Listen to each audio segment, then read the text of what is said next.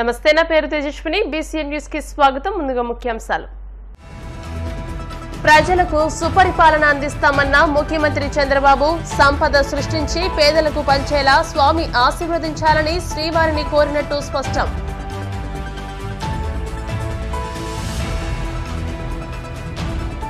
జగన్నాథపురం గ్రామంలో పర్యటించిన మాజీ డిప్యూటీ సీఎం కొట్టు సత్యనారాయణ సచివాలయాల శిలాఫలకాలను ధ్వంసం చేయడం సరికాదంటూ సూచన.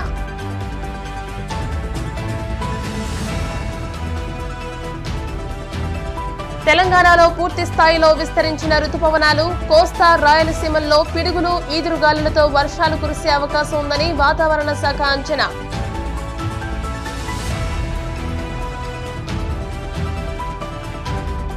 హైదరాబాద్ ట్యాంక్ బండ్లో దూకి ఓ వ్యక్తి ఆత్మహత్యాయత్నం, ప్రాణాలకు తెగించి ఆ వ్యక్తిని కాపాడిన కానిస్టేబుల్. ఆంధ్రప్రదేశ్ ముఖ్యమంత్రిగా చంద్రబాబు నాయుడు 4వసారి ప్రమాణ స్వీకారం చేసిన సందర్భంగా కుటుంబ సమేతంగా తిరుమల శ్రీవారిని దర్శించుకున్నారు. టీటీడీ గెస్ట్ హౌస్ కు చేరుకున్న సీఎంకు జేఈఓ గౌతమి, ఆలయ అధికారులు ఘన స్వాగతం పలికి దర్శనానికి ఏర్పాట్లు చేశారు. శ్రీవారి దర్శనానంతరం ఆలయ ప్రాంగణంలో కలియ తిరిగారు. తిరుమల పెద్దజీఆర్ మఠానికి వెళ్లి ఆశీర్వచనం తీసుకున్నారు. చంద్రబాబు వెంట ఆయన సతీమణి భువనేశ్వరి, కుమారుడు లోకేష్, కోడలు బ్రాహ్మణి, మనవడు దేవాంశ్ ఉన్నారు.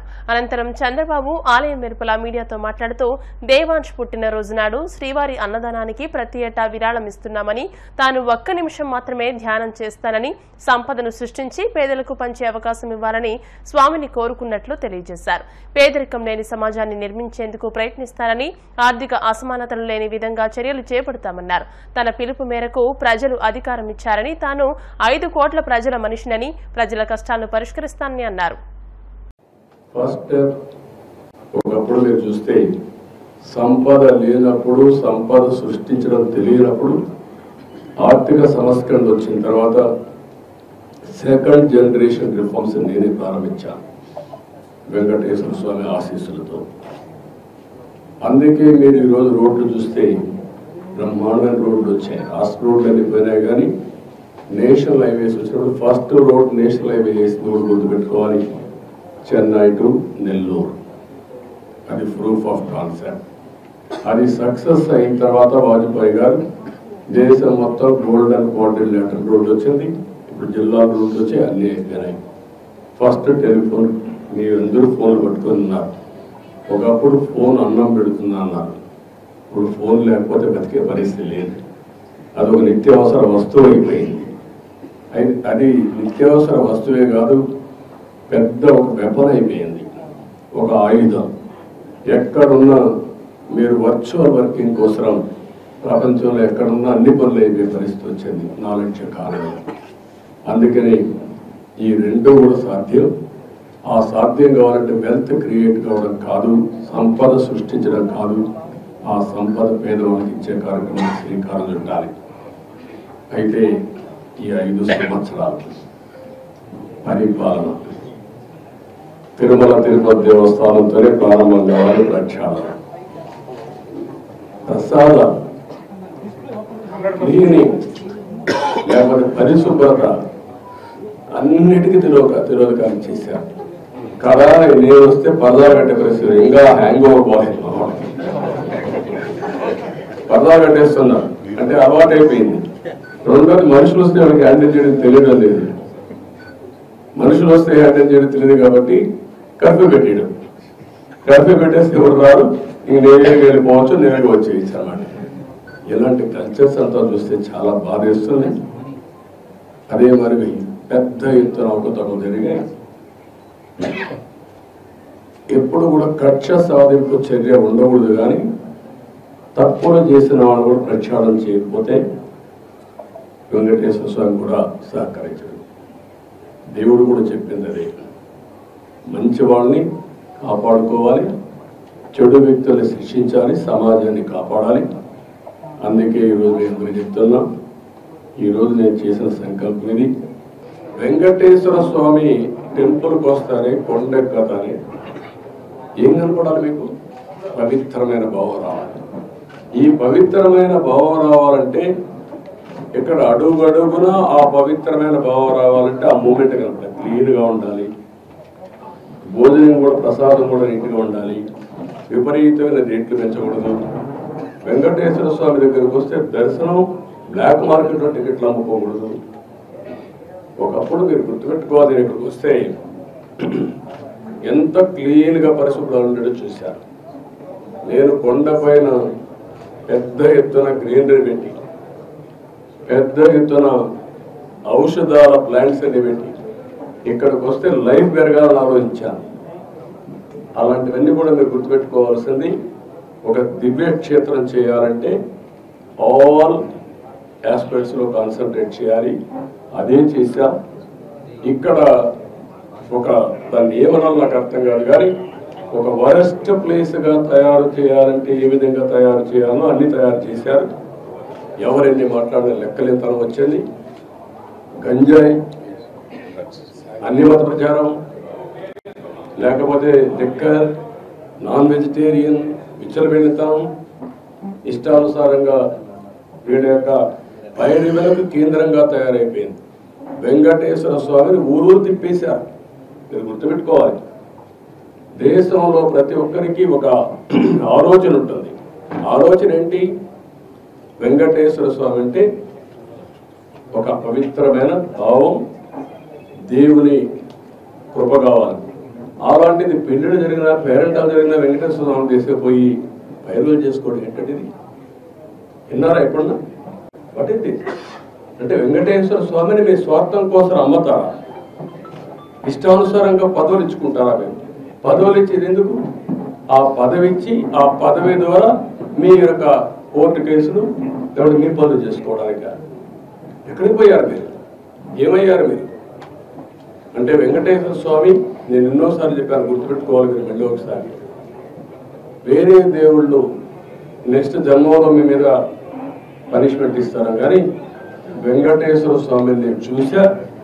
ఎవరైనా వెంకటేశ్వర స్వామికి అపచారం చేసిన వారు, తలపెట్టిన వారు ఈ జన్మలోనే పనిష్మెంట్ తీసుకుంటారు. తీసుకున్నారు. మీరు తిరుపతిలో కూడా చాలా ఇన్సిడెంట్లు ఒకసారి లెక్కేసుకోండి. ఎవరైనా సరే, ఉద్యోగస్తులు కానీ బయట వాళ్ళు కానీ ఎవరైనా సరే దేవుడికి అపచారం చేసిన ప్రతి ఒక్కరు శిక్ష అనుభవించారు. ఈ విషయాలు మీరు గుర్తుపెట్టుకోవాల్సిన అవసరం. ఎందరో చేశారు. ఎర్రచంద్రాన్ని కూడా నేను గోడలు కూడా పెట్టాను, మీరు చూసుంటారు. ఆ గోడలు కూడా వెళ్ళబోతా ఉంది.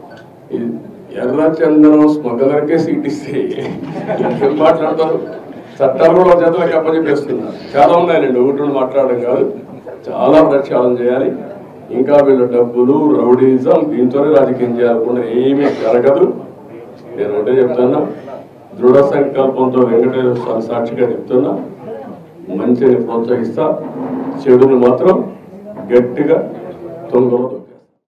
పశ్చిమ గోదావరి జిల్లా జగన్నాథపురం గ్రామంలో మాజీ డిప్యూటీ సీఎం కొట్టు సత్యనారాయణ పర్యటించారు. ఎన్నికల ఫలితాల అనంతరం అల్లరిమూకలు ధ్వంసం చేసిన గ్రామ సచివాలయ శంకుస్థాపన, ప్రారంభోత్సవ శిలాఫలకాలను పరిశీలించారు.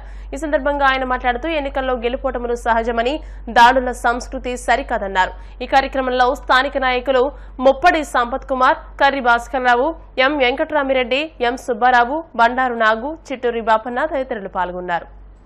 చక్కటి ఒక సెక్రటేరియట్, ఒక రైతు భరోసా కేంద్రం, ఒక విలేజ్ హెల్త్ క్లినిక్, ఒక పక్కన డిజిటల్ లైబ్రరీ ఈ గ్రామ ప్రజలందరికీ ఉపయోగపడడం కోసం ప్రభుత్వ చిత్తశుద్ధితోటి పెద్ద ఎత్తున కోట్లాది రూపాయలు ఖర్చు పెట్టి ప్రజల కోసం చేస్తే ఇవాళ వచ్చి వాళ్ళు పగలగొట్టేసి దీన్ని శంకుస్థాపన చేసినది కానీ ప్రారంభోత్సవం చేసిన శిలాఫలకాలని పగలగొట్టేశారంటే వాళ్ళ కొవ్వు ఎంత మందం పెరిగిపోయిందో దీన్ని బట్టి అర్థమవుతుంది. అంటే ఇది చంద్రబాబు నాయుడు ఇచ్చిన సూచనల మేరకు పగలగొట్టారా, లేకపోతే ఇక్కడ ఉన్న గ్రామ కార్యకర్తలే వాళ్ళ దుర్మార్గానికి పరాకాష్ట?